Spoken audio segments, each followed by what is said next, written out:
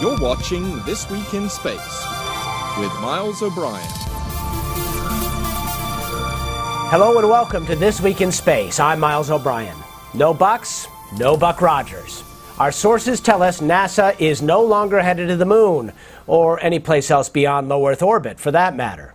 After spending upwards of $9 billion to design two Ares rockets, the Orion space capsule, and the Altair lunar lander, NASA is being told by the Obama White House to scrap the whole program. The vision for space exploration, rolled out by George Bush 6 years ago this month, was never funded properly and never gelled with the public. NASA will get a little more money in its budget, which is more than most federal agencies can say, for Earth Sciences, the International Space Station, and for the Commercial Orbital Transportation Services, or COTS program, which envisions privately operated rocket rides to the space station.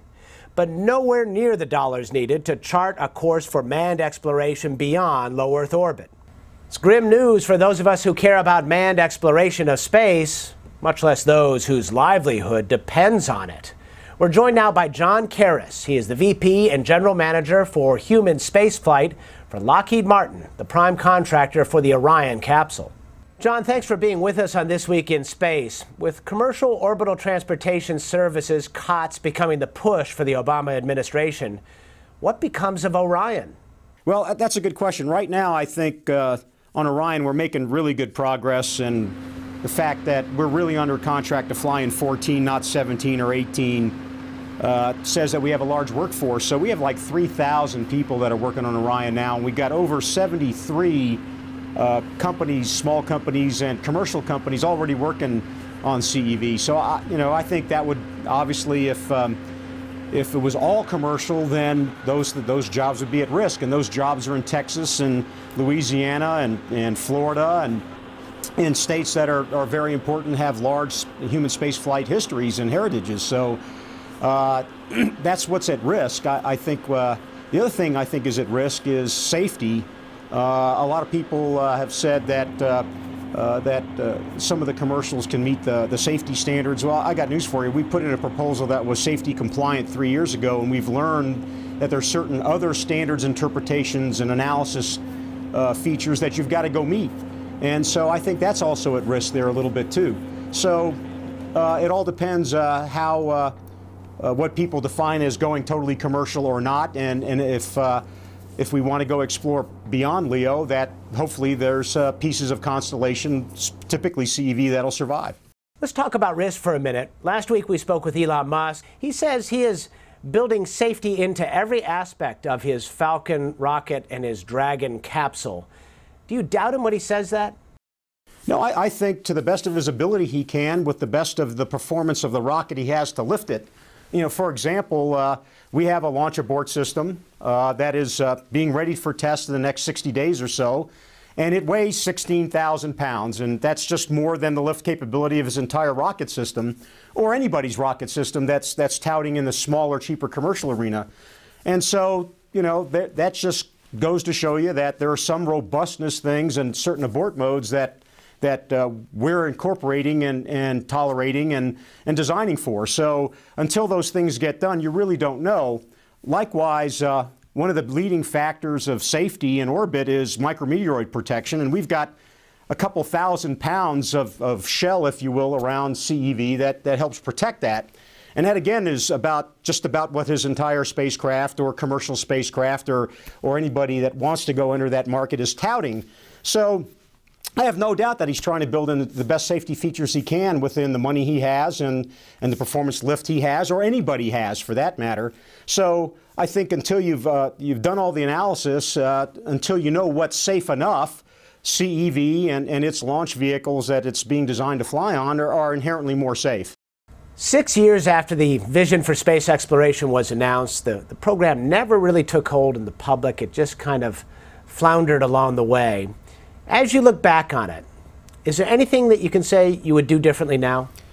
Boy, Miles, good question. I think that if the money wasn't cut early on, we would have made more progress, and we would already had a test flight or two underway. I think progress and excitement helps keep it sold. I I think I think space leadership is exciting. I think staying in LEO, low Earth orbit, is not that exciting. So I think we actually slow down the most important part. I think that keeps people interested and keeps us a space leader. I also think that if the commercial or alternate methods of getting to LEO were more done in a step fashion to prove it first, get rockets flying first, see if they can do cargo, rather than an all or nothing mentality, I think that risk aspect also is a little hard for potential Congress and constituents to accept. What is it that makes people in your business so skeptical of Elon Musk? He's got a lot of smart people working for him. Are they not able to do this safely, do you think? Miles, I think having spent a lot of my time in commercial enterprises and have a startup, let's say, within Lockheed Martin, it's really hard. History says that 50% of all the new rockets have failures, and 50% of the second ones have failures, and 50% of the third ones have failures, and that's what happens. And then when you try to scale up, it's not much better. Look at the Japanese, even EADS and Ariane with Ariane failures, and even Lockheed Martin early on when we were upgrading. And so it's hard business. So when certain folks make claims that their performance is going to be what it is, history says that's not what happens. All the flights are going to be successful. History says that's not what's going to happen. So I think over-promising is not good for anybody in the industry. And if you look at some of the early commercial or people trying to field rockets today, their success record in early flights hasn't been that good. And yet folks think the scale-up is going to be automatic. So I wish all those people a lot of luck. I got a lot of support when I was doing commercial, and we did a lot of things in a short period of time for very little money and flew with mission success. And it's just hard. And so there's a lot of lessons learned that I've learned throughout my career, too. And I just don't think we should let commercial writ large, meaning no NASA support, no large industry support, with all its lessons learned, forget about the history there. And so you have to remain a little skeptical. So I think history and recent history of folks bear that out. And so I think just a little bit of balance and evolutionary approaches are just a lot better. Faster, better, cheaper. That hasn't worked, in several times. And I wish them the best of luck. But I really think there's certain constraints that you have to go through first, like get a rocket to work first, and then see if your capsule can re-enter, and then do cargo, and then evolve. So we'll see. I just think history is not on his side. It occurs to me that each day that goes by, that gap between the shuttle and whatever is next gets wider and wider. And it seems no matter who wins or loses these contracts, the American public loses out, doesn't it? Yeah, absolutely. I think the fits and starts of the space program, over the last 30 years, it's been shuttle all the time. We've had at least 10 different policies of NASA. If we would have stuck with one, we would have been flying and wouldn't be having this debate. And so I think the American public loses in general. I also think the nation loses its space superiority and space leadership. And I think it's kind of hard when you have agendas with the Russians and the Chinese and the Indians that want to go exploring beyond LEO with crew. I think, the way we're going, we're not going to be a leader like we're used to if we're not careful. John Karas with Lockheed Martin, thanks for your time. Coming up, what goes round and round in the name of science? Some researchers who believe private suborbital space hops will be more than a thrill. They believe they will lead to some interesting science. The weighty details ahead.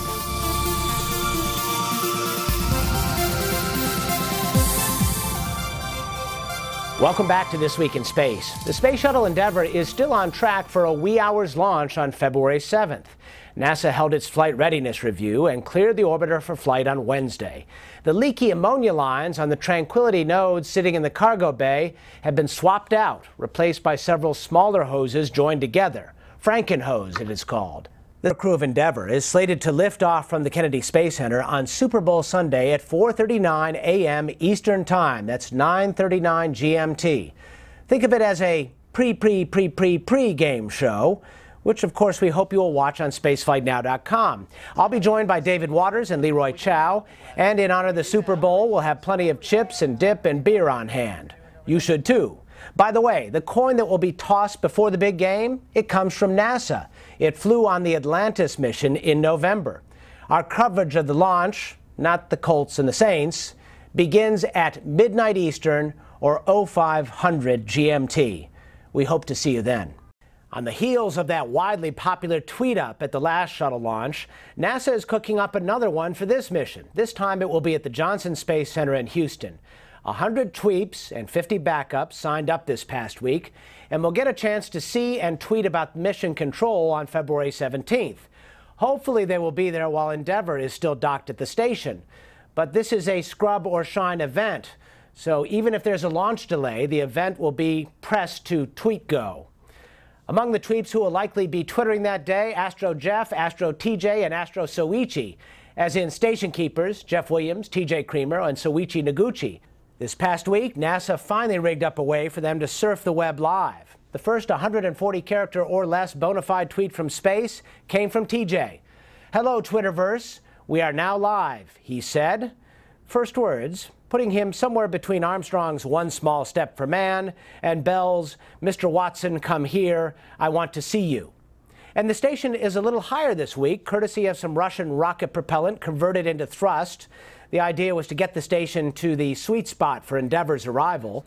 And Astro Jeff, a.k.a. Jeff Williams, used that occasion to offer up a brief lesson in Newton's laws of motion, using a Nikon with a big honkin' 800mm lens.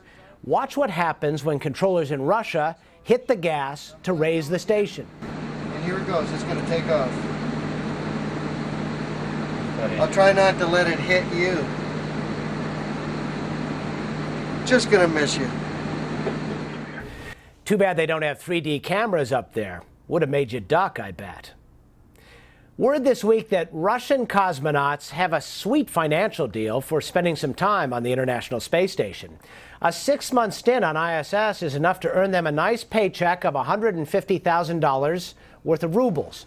Not exactly a Wall Street bonus, but more than the average NASA astronaut makes in a year, whether he or she is in space or on the ground. I assume while in space, drinks and dinner are on the Russians. Ever since Spaceship One grabbed the X Prize in 2004 and Richard Branson announced his plans to sell tickets to ride into space, there's been a lot of excitement that space tourism would usher in a new era for non-governmental access to space. But it's not just well-heeled adventurers hoping for a gold-plated bungee jump. Turns out the prospect of frequent, albeit brief, trips to the edge of space have gotten some scientists spinning their wheels.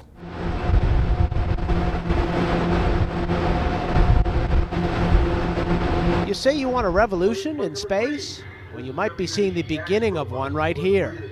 These are scientists strapping into a centrifuge, getting a taste of the rigors of spaceflight, all of them hoping they may one day be able to fly their experiments on a suborbital hop to the edge of space aboard Virgin Galactic's Spaceship Two.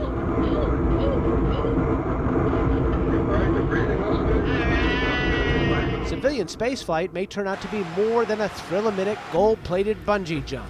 Scientists see a lot of opportunities to get some thrilling results, using themselves and other passengers as guinea pigs during 5 minutes of weightlessness. The key to it is the price is very low and the flight rates are very high. So the real strength of this, from a research standpoint, is that you can go to space many times, that you can do things that we've never been able to do before. For example, atmospheric measurements every single day of the year. Scientist and former NASA Associate Administrator Alan Stern led the charge to this 2-day training session.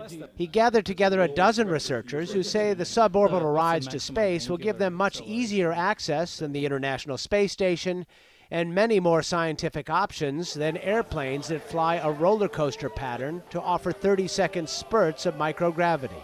There's a whole new class of science that you can do when you're offered 4 or 5 minutes of zero-G. And zero-G, that's a lot cleaner. That's not affected by the buffeting of the atmosphere that you're flying through. That puts you into a whole new realm of experiment design that gives you more time to interact with that actual experiment, to poke your fingers at it, so to speak. The difference between 30 seconds and 5 minutes is huge. Not only can you actually set up your experiment, but a lot of phenomena have time constants, take just a little bit longer than we can actually study in 30 seconds. It is the right stuff for the rest of us. Brianna Henwood manages the commercial space business here at NASTAR, the National Aerospace Training and Research Center near Philadelphia. The company has a long history simulating extreme environments for military and civilian clients, and it is the official training center for Virgin Galactic. So far, 180 would-be civilian astronauts have taken the two-day course. Initially, people are apprehensive, they're a little cautious, they're excited about doing this, but once they see the equipment involved, have that apprehension and fear about getting into that piece of equipment, centrifuge or an altitude chamber, to do their training. And to be clear, it is a lot more than a Disney ride.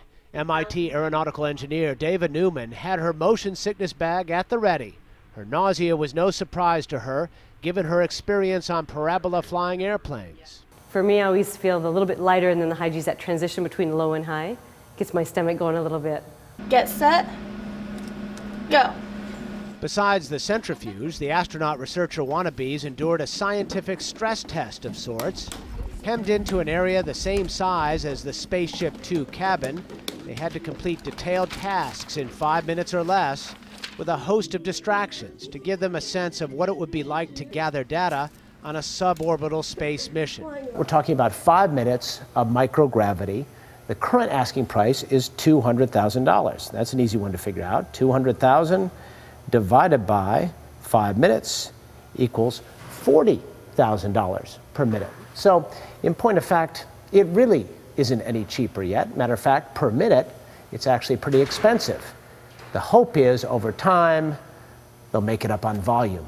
I'd love to see the price point come way down below 200K, because then it will be available actually to educators, to students, to the general public, basically. We're trying to create a new market, a market for research and education missions on suborbital spaceflight, and at the same time to break open spaceflight to what I call ubiquitous spaceflight. It's not even a matter of if or when now at this point. I'm now starting to begin to wonder how many times I'm going to fly into space. I would love to go up, I would love to have the thrill, but I think the science is actually an incredible way to get this jump started. If you're interested in testing your own metal to see if you have the right stuff, you can buy your own training session at NASTAR for $6,000. The public is invited whether or not you have plans to go to space someday. Coming up on the program, more than 6 years after she bounced her way onto the surface of Mars, the rover's Spirit will rove no more. She's officially and permanently stuck. But that doesn't mean the mission is over. We'll talk to Spirit's daddy, Steve Squires, after a short break.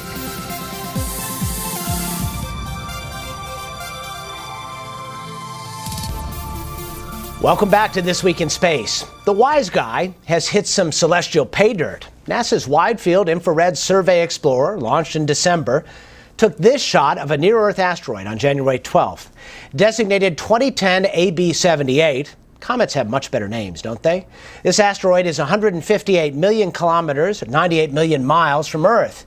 Diameter is 1 kilometer, or 0.6 of a mile. Scientists say this space rock is not on a path to collide with Earth in the foreseeable future. But an expert panel has just concluded we are not being so wise about conducting a survey of big near-Earth asteroids that could clonk us and wreak havoc. The National Research Council says the goal to find 90% of the Earth-threatening asteroids 460 feet or 140 meters or larger by 2020 will not be met for lack of funding. Scientists say an asteroid as small as 100 feet or 30 meters across could take out a city. If you don't think this is money well spent, go ask a dinosaur what he or she thinks. You know how your mother always told you never to look directly at the sun? Well, the European Space Agency craft known as Proba 2 is ignoring that advice and yielding some cool science. Check out this image rolled out by researchers this past week, their first release since the launch of the probe in November. Proba 2 was designed to test some new technology, but also do some science focused on the sun, like its predecessor SOHO, still out there gazing at the sun. On Mars, the little rover that could and did may still yet, according to her human parents here on Earth, but she's facing a long, cold, lonely winter. This past week, the Spirit team threw in the towel on trying to get the rover out of that sand trap she's been mired in for 10 months. With winter looming in March, the focus is on trying to back Spirit up a hill ever so slightly so she can better catch the sun's rays when they get low and less plentiful. Basically, Spirit is designed to go into hibernation like a polar bear. She'll shut down and then every day turn on briefly to see if she has enough juice to call home. If the power is low, no call. So the team will soon have to kiss her goodnight and hope in spring, August or September here on Earth, she awakens and drops a dime. If all that happens, they have a lot of science planned for a stationary Spirit. Just after the announcement, I checked in via Skype with Spirit's project scientist, Steve Squires, in his office at Cornell University. Thank you, Steve Squires, for being with us on This Week in Space. It's got to be a bittersweet moment. First of all, just tell us a little bit about the emotions of getting to this point. Oh, you know, it's poignant. It's a mix of emotions. We designed these things to drive, and now we got to get used to operating Spirit in a different way. But at the same time, man, it's been 6 years, you know, a really long time, and it opens up some new opportunities for us. Let's not forget, it was supposed to be a 3-month mission, right? Yeah. So it's hard to feel too bad about stopping in one place for a long stretch after 6 years. All right, so let's talk about, now that Spirit is stuck, what can Spirit do? Well, when you've got a vehicle that can move, you want to keep moving it. But if you're stuck in one place, there's new science you can do. The thing that I'm most excited about is that by tracking Spirit's radio signal very precisely, as long as it stays still, we can very precisely determine the wobble of the Martian spin axis.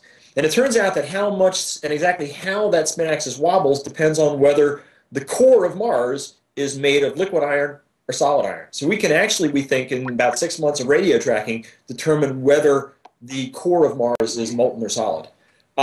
We can do imaging of the terrain around us, as long as we're not moving, to determine whether the Martian wind is moving sand and dust around on the surface in ways that we never could before. And also, the place where Spirit got stuck is bizarre. The soil there is made of sulfate salts. It's a place that has a lot to tell us about water on Mars.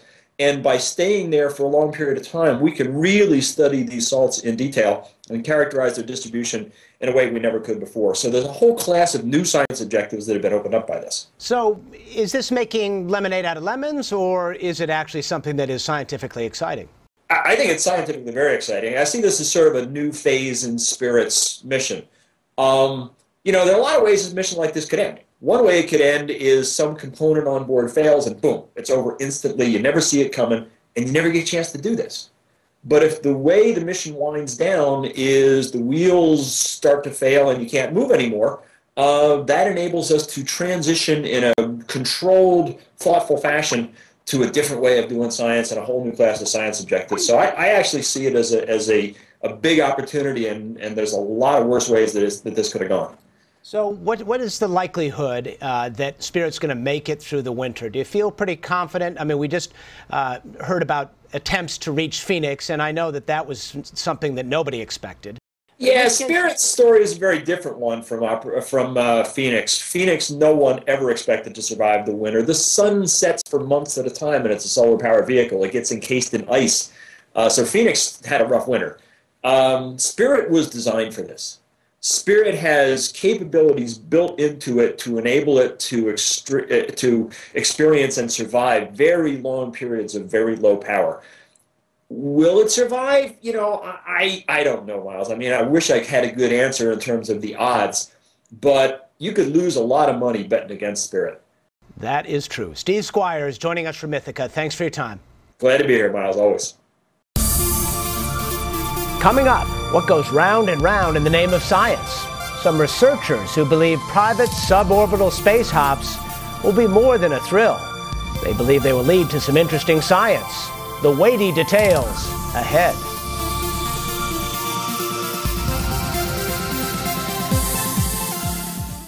Thanks for joining us on This Week in Space. As always, we're interested in hearing from you. You can send us an email at twis@spaceflightnow.com, tweet us at This Week in Space, and comment on our blog, milesobrien.com. You can also check us out on iTunes and friend us on Facebook.